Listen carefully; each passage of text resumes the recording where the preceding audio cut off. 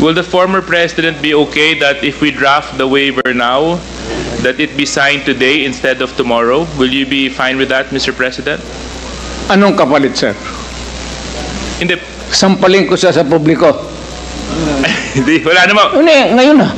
Wala pong ganunan. Mr. Chairman. I'll give you, sasampalin ko sa Mr. Chairman. Session suspended. Session suspended.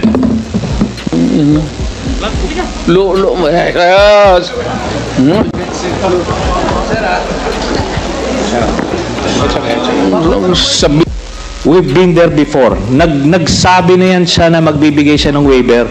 Puro bluff yan. Pero hindi, kaya nga mas maganda kung ma-draft na po natin yan ngayon para papirmahan niya yan dito, no? Para wala nang alibay. Si Antonio Sonny Trillanes IV ay isang pangalan na hindi maiiwasang banggitin kapag pinag-uusapan ang mga kontrobersya at politika sa Pilipinas. Mula sa pagiging isang batang opisyal ng Philippine Navy na naharap sa mga matitinding pagsubok hanggang sa pagiging isang senador na hindi natatakot magtanggol sa mga prinsipyo at magsalita laban sa mga may kapangyarihan, si Trillanes ay laging nasa gitna ng mga isyong pumapaloob sa politika ng bansa. Ang kanyang buhay ay puno ng laban, hindi lamang laban para sa sarili, kundi laban sa mga isyong naghahati sa bayan. Ano ang nagtulak kay Trillanes upang patuloy na magtaguyod para sa katotohanan at katarungan? Ang kanyang kwento ay nagsisilbing isang makulay at matinding pagsasalaysay ng isang taong hindi matitinag sa kabila ng lahat ng pagsubok. Si Antonio Trillanes IV o mas kilala bilang Sonny ay isang dating opisyal ng hukbong dagat ng Pilipinas na naglingkod bilang senador mula 2007 hanggang 2019. Nakilala siya dahil sa kanyang kontrobersyal na pagkakasangkot sa Oakwood Mutiny noong 2003 at Manila Peninsula Siege noong 2007, mga kilos protesta laban sa administrasyong Arroyo. Bukod dito, kilala rin si Trillanes bilang isa sa mga pinakamahigpit na kritiko ng administrasyong Duterte. Noong 2016, sinubukan niyang palawakin ang kanyang serbisyo publiko nang tumakbo siya bilang kandidato sa pagka-vice-presidente sa halalan. Pagkatapos ng kanyang termino bilang senador, nagpatuloy siya sa larangan ng edukasyon bilang full-time na professor, nagtuturo ng pampublikong polisiya sa UP National College of Public Administration and Governance sa Universidad ng Pilipinas, Diliman, pati na rin sa Ateneo de Manila University.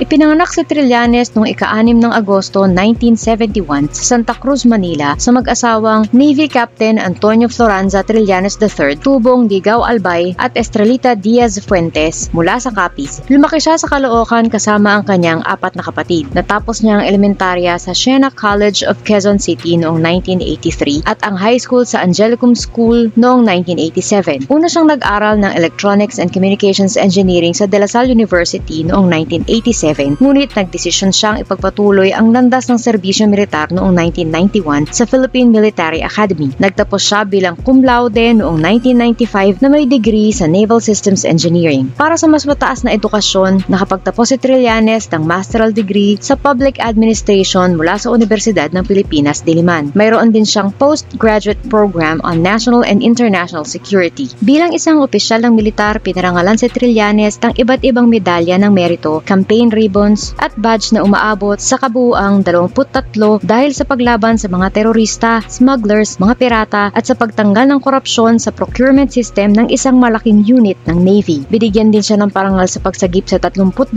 survivors mula sa lumubog na Princess of the Orient noong 1998 sa kasagsagan ng isang super typhoon. Ang mga ito ay simbolo ng kanyang dedikasyon at kontribusyon hindi lamang sa serbisyo militar kundi pati na rin sa bansa. Si Trillanes ay masayang kasal kay Arlene G. Orejana na nagtapos din sa Philippine Military Academy. Piniyayaan sila ng 3 anak, subalit nakaranas din ng trahedya nang pumanaw ang isa sa kanilang mga anak 21 araw lamang matapos itong isilang. Noong Pebrero 2020, inilunsad ni Trillanes ang kanyang vlog na TRX, Trillanes Explains. Sa pamamagitan ng platform na ito, tinatalakay niya ang mga mahahalagang isyu sa lipunan at naglalabas ng mga expose sa kanyang mga social media accounts na nagbigay ng bagong boses sa kanyang advokasya. Noong Agosto 2020, sinabi ni Trillanes sa kanyang vlog na siya ay nagpositibo sa COVID-19. Sa kabila ng hamong ito, matagumpay siyang nakarecover mula sa virus, isang patunay ng kanyang tibay at determinasyon na harapin ang anumang pagsubok sa buhay.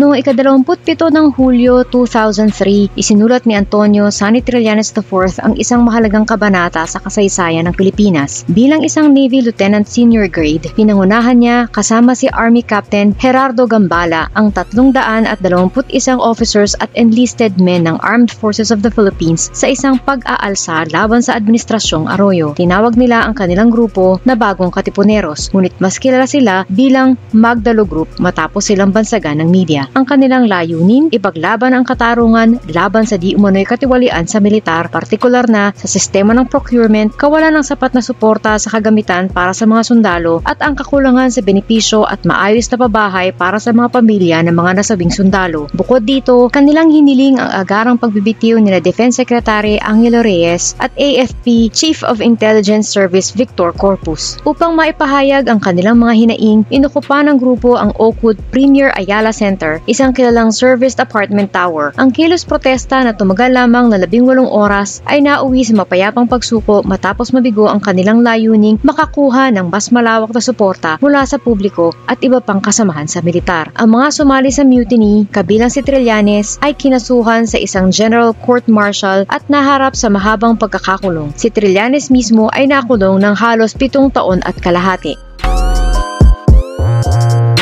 Noong ika-29 ng Nobyembre 2007, muling naging sentro ng balita si Antonio Trillanes IV matapos ang isa na namang matapang na hakbang laban sa Administrasyong Arroyo. Kasama si Brigadier General Danilo Lim at 25 iba pa na kinasuhan kaugnay ng Oakwood Mutiny, nilisan nila ang kanilang paglilitis at nagmarcha sa Makati patungo sa Manila Peninsula Hotel. Sa hotel na ilang bloke lamang ang layo mula sa lokasyon ng kanilang naunang mutiny, muling nanawagan ang grupo para sa pagpapatalsik kay Gloria Macapagal Arroyo. Sa gitna ng kanilang protesta, nakisama sa kanila ang dating pangalawang Pangulo Teofisto Ginggona Jr. na nanawagan para sa isang bagong EDSA. Subalit, makalipas ang 6 na oras, bandang alas 5:10 ng hapon, winakasan ng mga sundalo ng gobyerno ang pag-aalsa. Isang armored personnel carrier ang dumaan sa pintuan ng hotel dahilan upang sumuko sina Trillanes at Lim. Ipinaliwanag nila ang kanilang pagsuko bilang paraan upang maiwasan ang pagkawala ng mga buhay. Ang insidente ay nagresulta sa pag-aresto kina Trillanes, Lim at iba pang mga kasamahan, kabilang ang ilang mamamahayag mula sa iba't ibang network. Dinala sila sa Camp Bagong Diwa. Samantala, ang pagkakaaresto ng mga mamamahayag ay ipinagtanggol ni Defense Secretary Gilberto Teodoro na nagsabing maaaring napagkamalan silang mga sundalong rebelde. Gayunpaman, agad ding pinalaya ang mga mamamahayag matapos ang paglilinaw.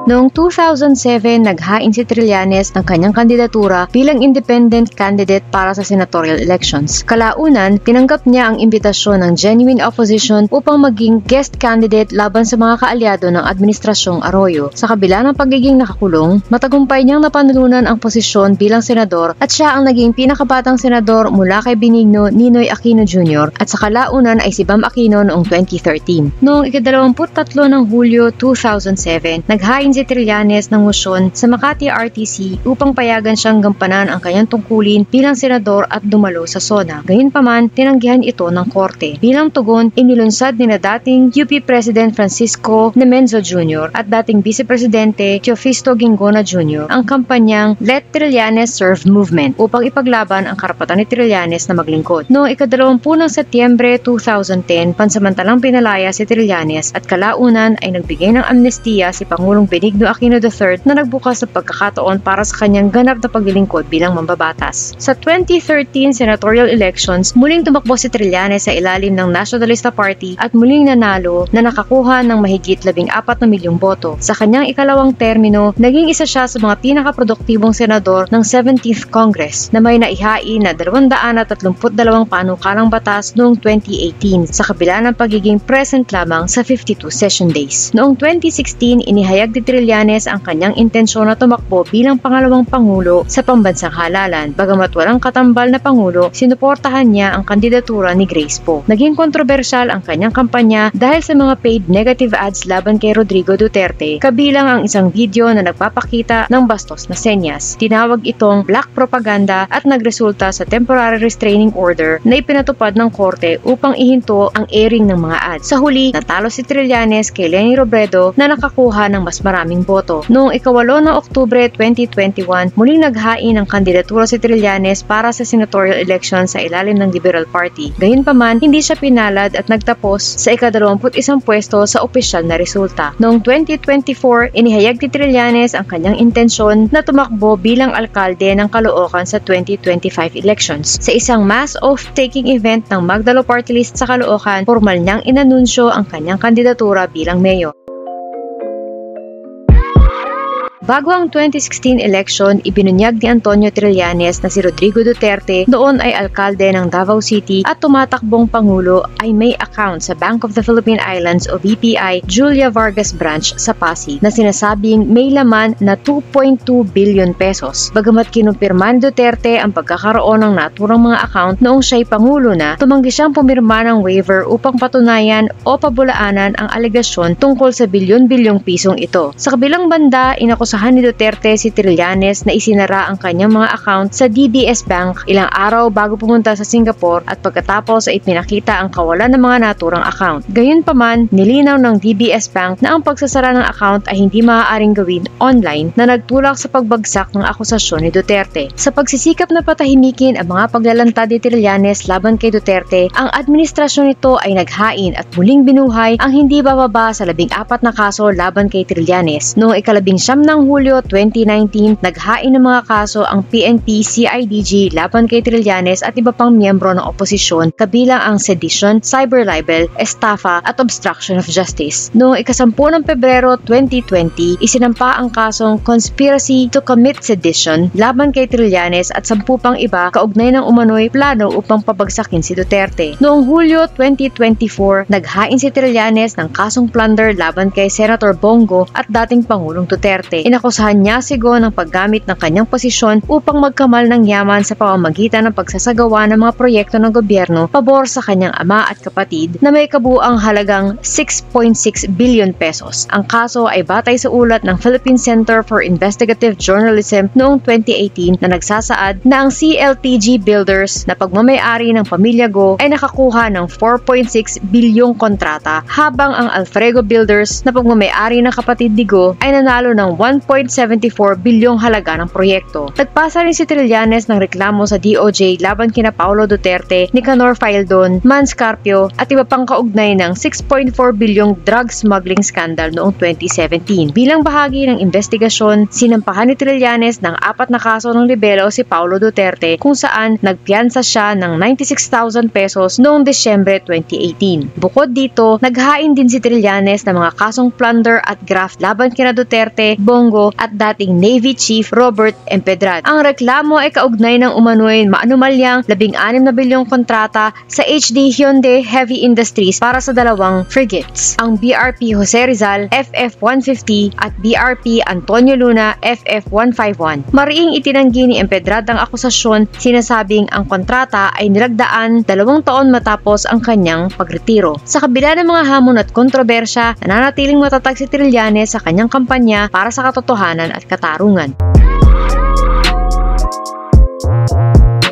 Noong 31 ng Agosto 2018, nilagdaan ni Pangulong Rodrigo Duterte ang Proclamation No. 572 na nagpapawalang bisa sa amnestiya ni Antonio Trillanes IV. Inuutos ni Duterte sa Department of Justice at Armed Forces of the Philippines na muling suriin ang lahat ng kasong kriminal kaugnay ng Oakwood Mutiny noong 2003 at Manila Peninsula Siege noong 2007. Sa harap ng kontrobersyang ito, mariing ipinahayag ni Trillanes sa mga mamamahayag na hindi siya tatakbo mula sa kaso at idiniin kay Duterte na hindi siya natatakot sa Pangulo. Ang amnestiya na unang ipinagkaloob sa ilalim ng Proclamation No. 50 noong 2010 ni dating Pangulong Benigno Aquino III ay kalaunan ding pinalakas sa pamamagitan ng Proclamation No. 75. Noong 7 ng Setyembre, naghain ang DOJ ng aplikasyon para sa pag-aresto at hold departure order laban kay Trillanes na tinawag ni Acting Prosecutor General Richard Fadulion na napaka-urgent. Makalipas ang ilang linggo, noong 25 ng Setyembre, nagpiyansa si Trillanes sa halagang 200,000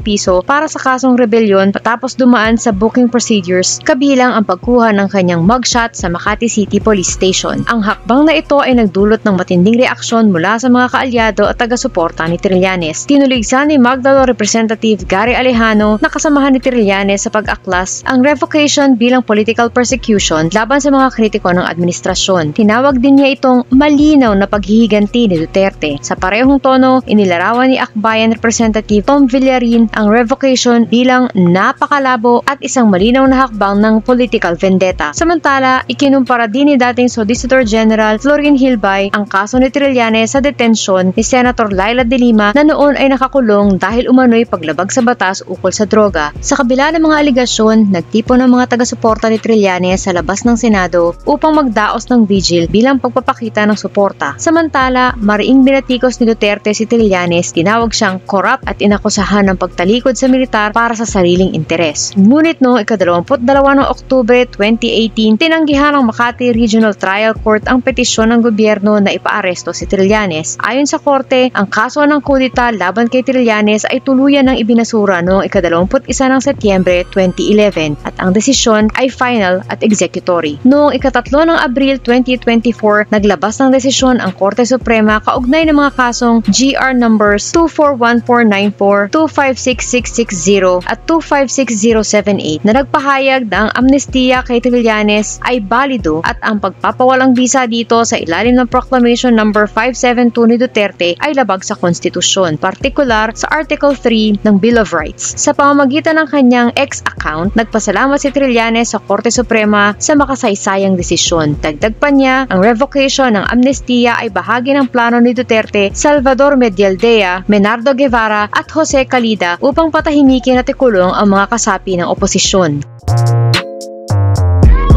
Si Edgar Matubato, isang self-confessed hitman at dating miyembro ng Davao Death Squad o DDS, ay naging pangunahing testigo laban kay dating Pangulong Rodrigo Duterte. Sa tulong ni Senador Antonio Trillanes IV na nagkaroon ng mahalagang papel, ipinakilala si Matubato sa publiko at sa Senado upang magbigay ng testimonya ukol sa mga aligasyong may kinalaman kay Duterte at sa mga pagpatay na umano'y isinagawa ng DDS. Noong Setyembre 2016, sa isang pagdinig sa Senado, personal na ipinakilala ni Trillanes si Matubato kung saan inilabas ni Matubato ang kanyang mga karanasan bilang miyembro ng DDS. Well, Mr. Chairman, just full disclosure, a few days before the hearing, Senator De Lima requested for my assistance to bring him to the Senate. But I didn't handle him legally. And after the hearing, since it was decided that the committee will provide the protective custody, he was temporarily placed in the Senate grounds, but later on during the evening, the Senate President decided to deny the recommendation of the committee chairman, of the committee rather, and that was the reason why he was evicted.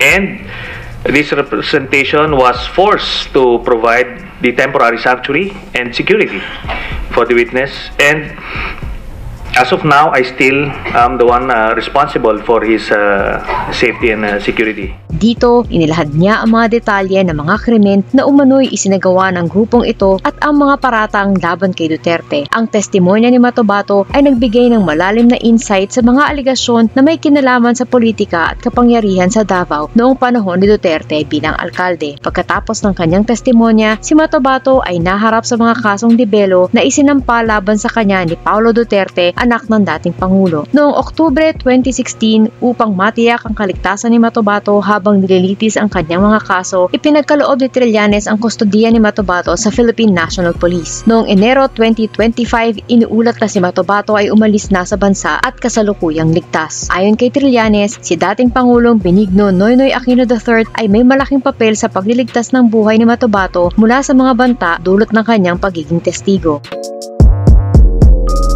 Sa kabila ng mga pagsubok at hamon, si Antonio Trillanes IV ay patuloy na lumalaban, hindi lamang para sa kanyang mga paniniwala, kundi para sa kanyang bayan. Ang kanyang buhay ay isang patunay ng walang hanggang pagnanais na baguhin ang sistema at magdala ng liwanag sa mga madilim na sulok ng ating lipunan. Sa kanyang mga laban, mula sa mga pagpapahayag sa Senado hanggang sa mga personal na sakripisyo, pinakita ni Trillanes na ang pagkakaroon ng prinsipyo at paninindigan ay may kabayaran. Ngunit ang pinakamahalagang tagumpay ay hindi nasusukat sa mga pansamantalang tagumpay, kundi sa patuloy na paglaban para sa isang mas makatarungan at mas maliwanag na bukas. Sa bawat hakbang ng kanyang buhay, si Trillanes ay isang simbolo ng tapang at isang paalala na sa kabila ng mga hadlang, may mga taong handang